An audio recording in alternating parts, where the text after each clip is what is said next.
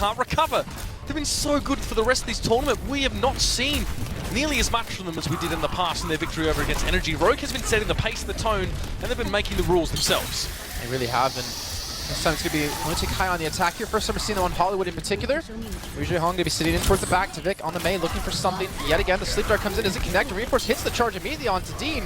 But that's Lunatic picked up 2 quick kills, and I think Rogue just got a little bit too aggressive here. Lunatic's very good at doing that, actually, just completely taking the momentum away from attacking teams. He gets 3 kills over that fight there as Rogue just wander into his crosshair, and it's as easy as that to pick them off. So Lunatic High have control of this point pretty much straight off the bat here, and Rogue a little bit too slow to respond. They're actually still fighting. So you can see the Reinhardt still swinging away, and Tvik's able to take down the kill on Miro. The thing is, Rogue, I think they want to get this front gate control like they've been doing to so many different teams like NGA. Nox takes Dean down. It gives them the opportunity to reinforce this front point. And now Lunatic have to look for the break here. They have to look to somehow penetrate this defense that Rogue has been really well known for. Yeah, this aggressive push, we've seen it plenty of times from Rogue. It's kind of what Lunatic High did to them on Numbani after the first point was taken.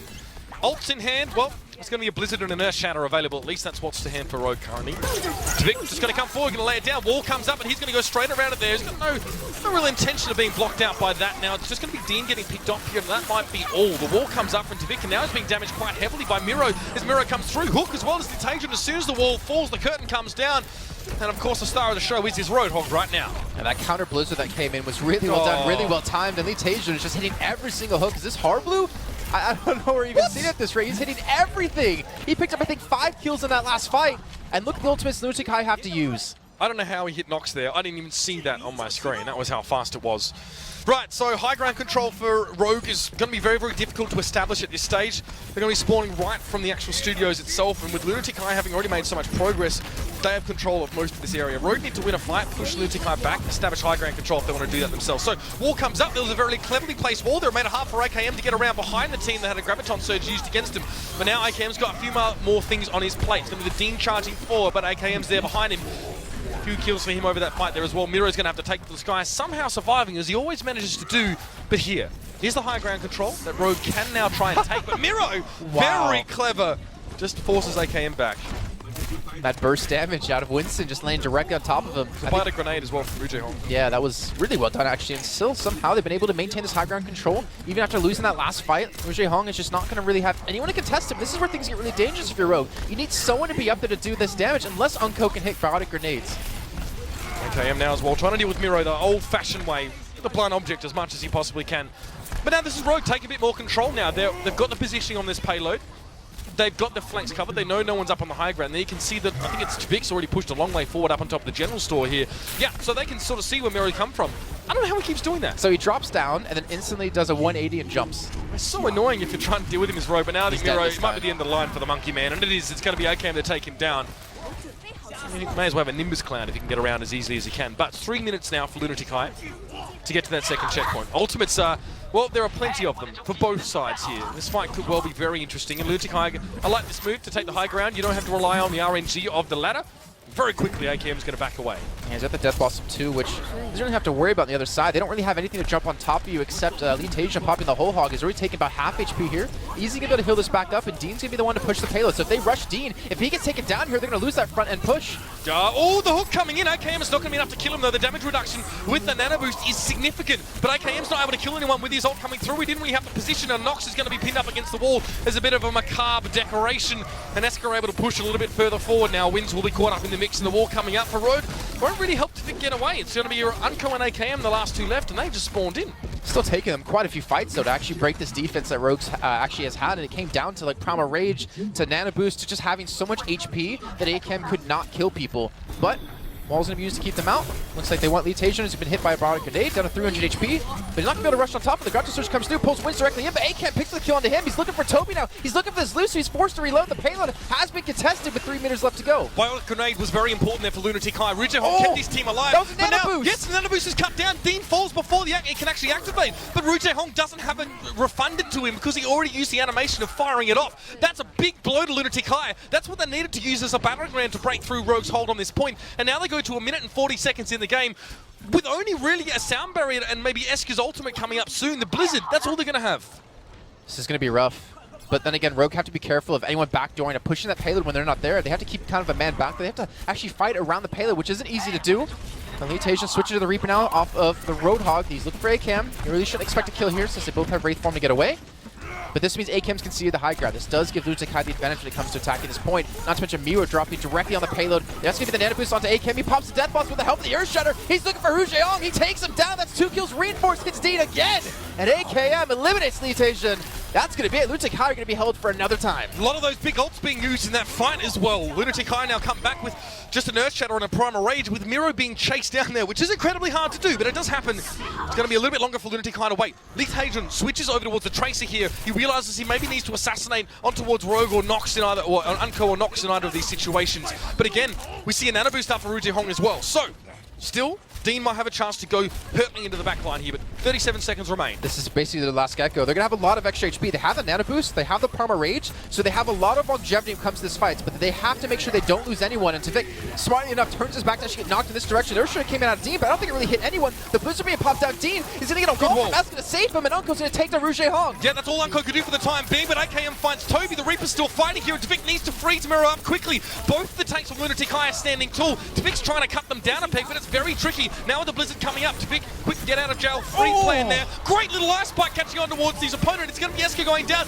but Leithagen just got 2 kills there coming through with the Pulse Bomb. It's going to have to be reinforcements coming from Rogue. Literally, it's the man himself is up on that Reinhardt now. It's going to be desperate stall time here. Leithagen goes very, very low, and they're trying to keep this payload going, but it might not be enough, Jason. The Blizzard's almost up again for Tvik. He can throw it on the payload. He can make them, or force them to just stick onto this one and keep it in contention. There's no one touching the payload. Is anyone going to get on top of it? It looks like it's going to be Miro in the last second, but he jumps back to this guy. AKM just spins around like a Beyblade, trying to hold them off for this, and it looks like Lunatic High are running out of reinforcements. It's still being stalled for the time being. The reinforced taking down Rouge Hong is very important now. There's the Earth Shatter coming in, and it's so easy for Tvik. It's like taking candy from a baby. And Rogue have held in that second stage.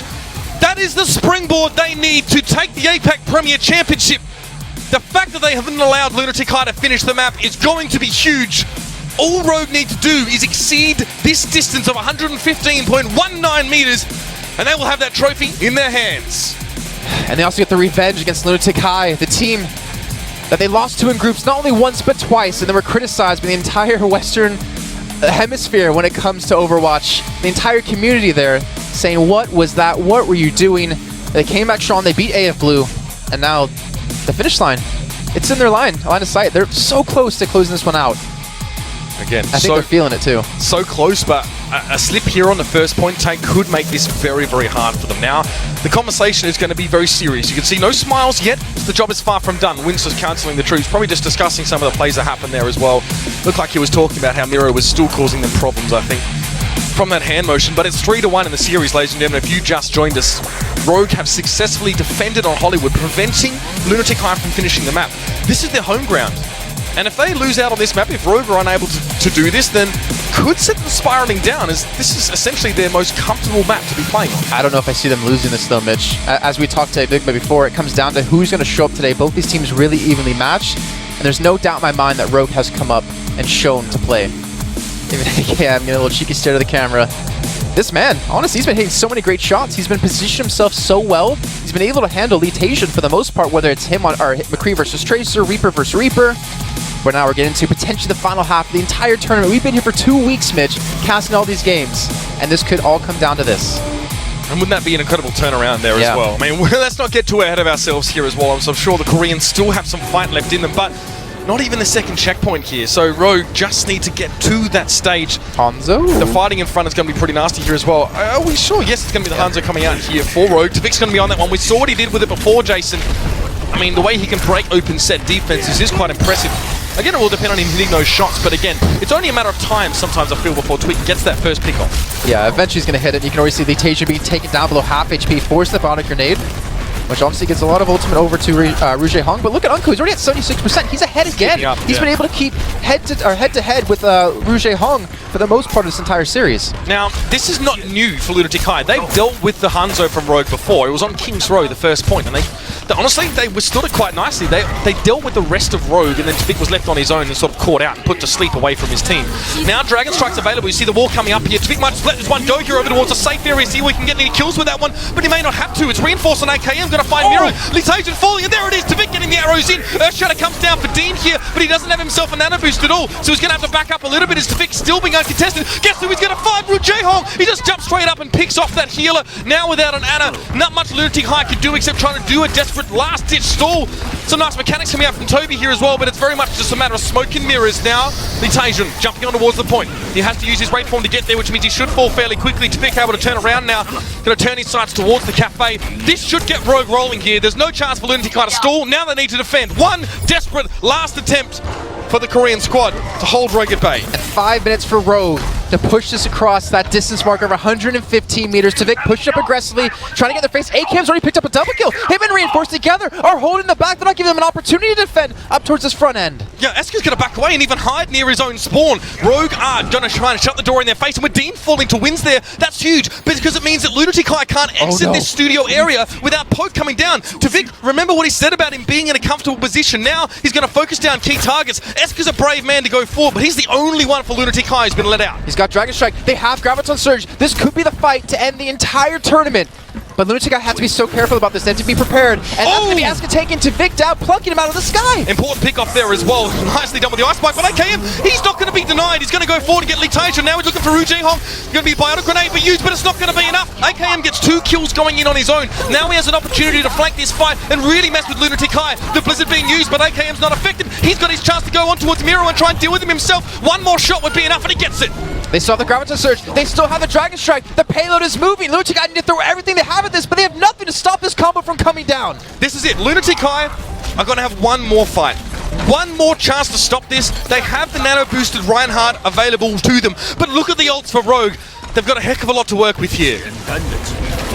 Setup going to come now, and Tvik looking to be in a good position to let a Dragon Strike go. There's the Graviton Surge. There's nothing you can do about this. Tvik gets 5 kills over the fight. It's a pentakill, and it's Rogue. They're going to take the championship. They're taking the trophy. Our champions of the Apac Overwatch Premier are Rogue.